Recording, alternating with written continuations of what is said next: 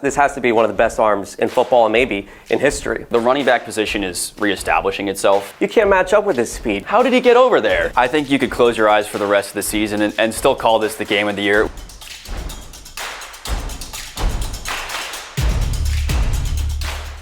Hello and welcome to Football X's and O's, our brand new weekly tactics show giving you analysis for the results of a top matchup every Monday. This is our very first edition, and I don't think we could have given a better Week 1 game. The Buffalo Bills pulled off a stunning 15-point fourth quarter comeback to beat the arch-rival Baltimore Ravens 41-40. Lamar Jackson, Derrick Henry, Zay Flowers repeatedly smashed through the Bills' defense, but it was Josh Allen, the reigning MVP, who delivered when it mattered most. Just like in last year's AFC divisional playoffs, it was the Bills who came out on top of what can be considered already the game of the 2025 season. I'm Ryan Studo. Alongside me is American football expert David Scott. David, what a first game to cover. I think you could close your eyes for the rest of the season and still call this the game of the year. It was so awesome. What a way to kick off the year, and I'm so excited to talk about it. So David, what 5 topics will we cover in this video? Yeah, so we're going to cover a tight window tight end, a super screenplay, a Josh to Josh connection, some motion mayhem, King Henry's big game, and an MVP matchup. All right, let's get things started. Coming up with the first one, and that touchdown to Dalton Kincaid from Josh Allen, the very first touchdown of the game. Walk us through that one. Yeah, as you said, this is the opening touchdown of the game. And it's just a good play design and good connection from Josh Allen to Dalton Kincaid. They've grown with their connection over a couple seasons now. And so what we're looking at is zone coverage. This is zone coverage through and through. These guys are sitting in their zones, watching these guys come through. And the beauty of this play design is that you've got 2 guys on the right side. The running back is going to join the wide receiver on the left side. And this is going to draw a lot of the attention of the zone. So your 2 high safeties here is actually exactly where Kincaid is going to split the play. But the fact that they've got their eyes drawn to other parts of the play gives Kincaid a window, albeit a tight window, for him to get in there. And Josh Allen, he's got a rocket arm. No question he's going to get that in there. With just a couple feet of space, Kincaid is able to split that zone and get right into the end zone. And I noticed Shakir, that receiver over there, you noticed that, some of the defenders were, looking at Shakir, and then Allen with that fastball getting it to Kincaid. Tell us about, those 2 receivers on the right side and how they, caused the Ravens to think, oh, they're going to go, Allen's going to go to them. No, it's going to go to Kincaid. Yeah, so in order to bust zone coverage, a lot of times it's about deception. You got to get guys to think a ball is going to go somewhere that it's not, to open up a hole in the zone. So the fact that you've got a guy like Khalil Shakir or a Keon Coleman to pull someone away thinking that Allen is going to go that way to open up a zone is how you want to design a play to go against zone coverage. Now, a lot of times a quarterback is going to get up to the line, read the defense, and decide if they want to run a certain play or if they want to option out of it. Allen probably saw that it was zone coverage, decided, all right, we're going to run our coverage, we're going to run against it and have Kincaid get into that open zone. Obviously, that's what you're hoping for. It doesn't always work out in the way that you expect with your play design, but I'm thinking that this worked out just how the Bills wanted it, and Kincaid got in the end zone. And we were saying it earlier about that Allen arm. Like, you got to admit, this has to be one of the best arms in football and maybe in history. Yeah, he has got a boomstick. He can just chuck it as far as he wants or as hard as he wants.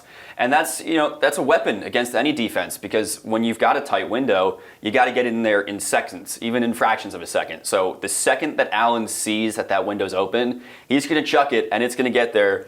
And Kincaid better have soft hands because it's going to hit him hard. Yeah, the thing was, last year you saw with Kincaid, he dropped that ball against the Chiefs towards the end. You saw Kincaid yesterday. He looked like he was confident, making the catches, when it mattered the most for Josh Allen and company. Yeah, I think Kincaid knows that Allen has a lot of faith and trust in him. And, he's going to be one of his top targets this year. He's got to be able to catch those big passes. And he's proving it in game 1 that he's going to be capable of that throughout the year. All right, to the next one. Yeah, so our next play is when, the Ravens were kind of blowing out the Bills. This did not look like a close game for a lot of the game. And, it's because the Ravens were doing what they were doing best. And motion is the name of the game for the Ravens. They like to move pieces around before the play because they're a heavy running offense.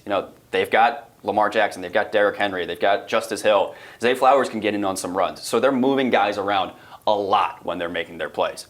In this one, it's a screen pass with some deception.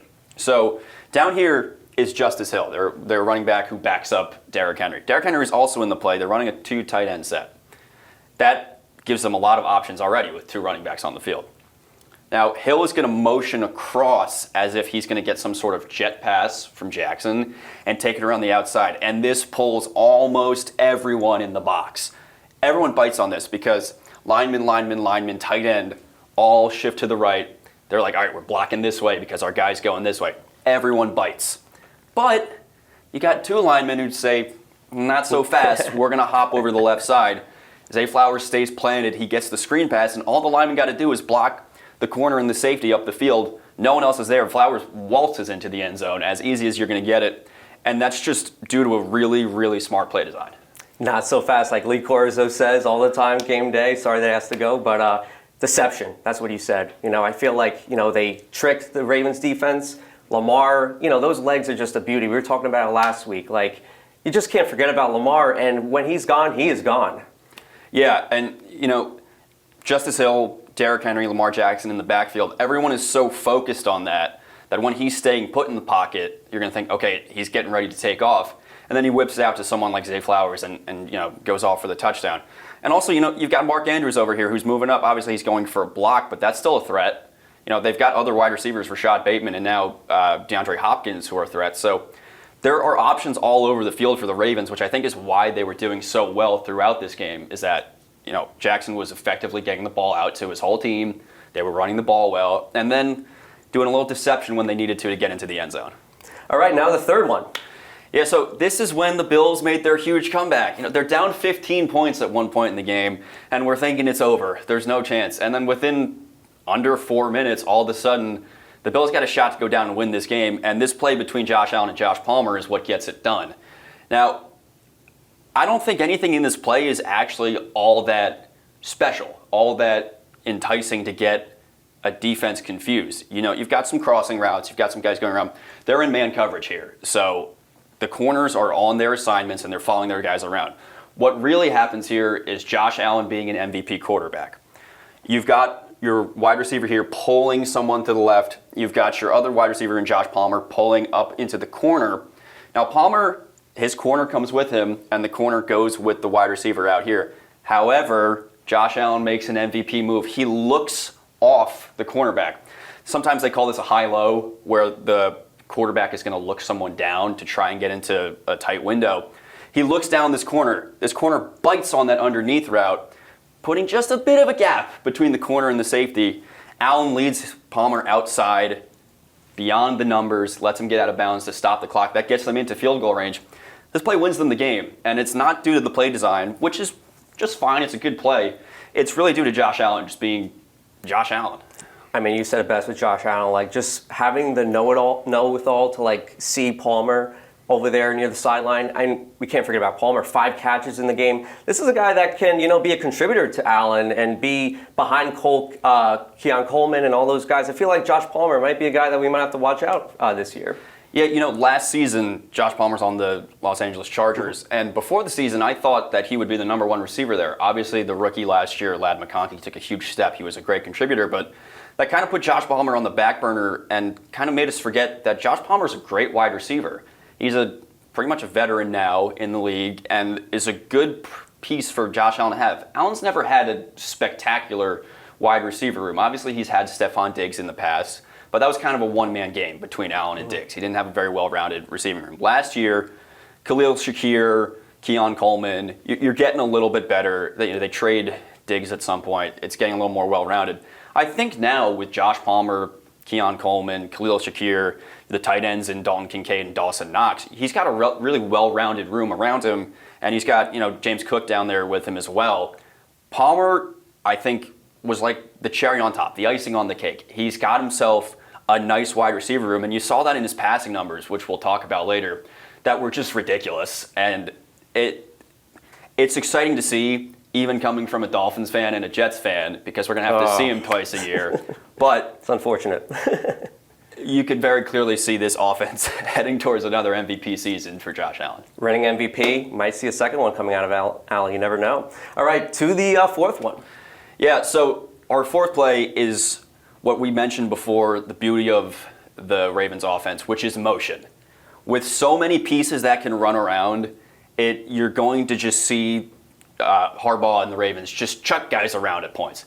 This play is, you could consider it a read option. It might be just a design run.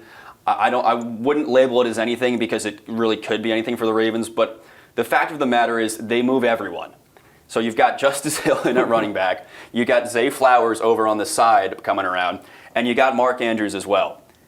They all mesh. They just say, we're going. You're going to have to figure it out. And the Bills defense, the poor Bills defenders have to decide which one of them we're going to cover. If it goes to Zay Flowers, all right, we got to cover the end around. If it goes to Justice Hill, all right, we got to cover an inside run. If it goes to Mark Andrews, who knows what they're doing? All right, and then Lamar says, I'm just going to keep it. I'm going to go through. And what that does is it opens up a massive gap because everyone doesn't know where they're going to go, who they're going to cover. Look, Mark Andrews is over there. How did he get over there? He came all the way across. Hill's on the other side of the field with Zay Flowers, and there's a huge gap here because no one knew what to do. That's the beauty of the Ravens offense, and it didn't get them the win last night, but you saw for 55 minutes why it could have gotten them the win because against a worse defense, the Bills have a good defense. Let's not, they put up 40 points on them, but the Bills still have a good defense. Picked up Joey Bosa too. Yeah, they have a good defense. Against a lesser team, the Ravens could be putting up 60 on people. And it's because of these smart designs, these smart play designs, that just create holes all over the field. They create holes in the passing game as well, as we talked about before. But running is going to be the name of the game for the Ravens all year. We saw it last year. As long as Derrick Henry and Lamar Jackson are on the same team, and Derrick Henry wasn't even in on this play. As long as the two of them are on the same team, they're going to be contenders for ever. It's not rocket science. It's speed at the end of the day, and the Buffalo was just slow compared to Baltimore. I mean, you could say that probably with the other teams in the league, 28 other teams. You can't match up with this speed. Derrick Henry, Lamar Jackson. It's speed at the end of the day when it comes to the Ravens. Yeah, it's. I remember when the Dolphins, were running out that first lineup of Achane, Hill, Waddle. They called them the Legion of Zoom, and like, oh, the speed kills. Speed is gonna take down everyone. Obviously, it didn't work out, but also, they didn't have what the Ravens have. The Ravens have a top tight end. The Ravens have a top offensive line. The Ravens have top coordinators, and also the Ravens have a top defense, which is gonna help your offense just stay out on the field and continue wearing down the opposing defense. They're putting together all of their pieces into an elite unit. Again, didn't work out. That happens against elite teams.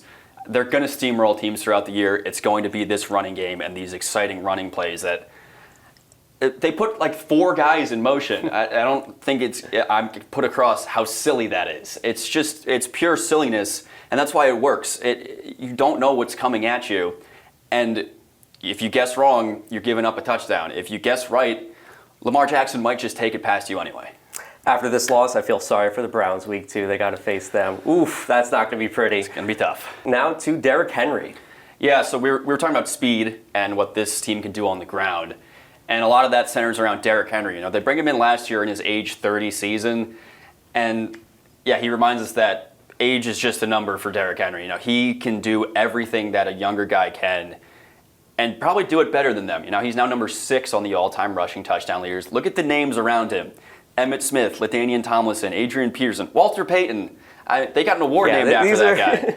These are really good players. This is a great group to be involved in. Yeah. And Henry's got a lot of time left on him. His legs don't look like they're slowing down at all. And you can see from the play next to me, he's dribbling guys. Yeah. He is bouncing dudes off the turf at will. It's hard to put words around this rushing attack. We saw it all year last year, and it was really fun to watch. And somehow it looked like it took a step up in this opening game. They have been able to scheme things that no one else can, because when you have essentially 2 running backs on the field at one time, not to discredit Lamar Jackson, because I know a lot of people use that against him. He's a multiple-time MVP, and we respect him very much. But when you essentially have 2 top running backs on the field at the same time, as we said with the play before, it scrambles the defender's brains. What are we supposed to do when we see these 2 guys on the field? You almost can do nothing. And then Lamar Jackson can just throw the ball downfield because he's an excellent passer.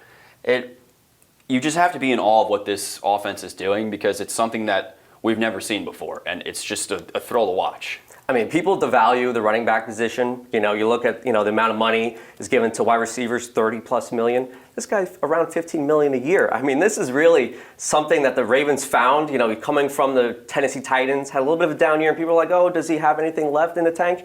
He certainly does. I mean, the Ravens got him at a very affordable cost. And I think this is one of the best contracts in the NFL. Yeah. It felt almost like no one wanted him last It's year. crazy. Like the Cowboys could have gotten him, and they didn't. It's hard to look back at that free agency process for him because it seemed like genuinely no one was interested in who was arguably the greatest running back in football in the last 5-10 years. He shows everyone, hey, I'm still here. You all messed up. I think what we're seeing in the last year or two is that the running back position is reestablishing itself in football. We don't have the same level of quarterbacks as we had maybe when Tom Brady, Peyton Manning, Drew Brees were all in the field slinging 5,000 yards a year. It doesn't really happen anymore. The running back position is really coming back strong. The contracts, we won't get into that, but you're seeing throughout the league now that emphasis is on the running game, and every team wants a top running back, and the Ravens got the best one. Definitely. The last one, and it was all about the quarterbacks at the end of the day. Josh Allen against Lamar Jackson, they faced each other last year. Allen got the best out of the Ravens last year.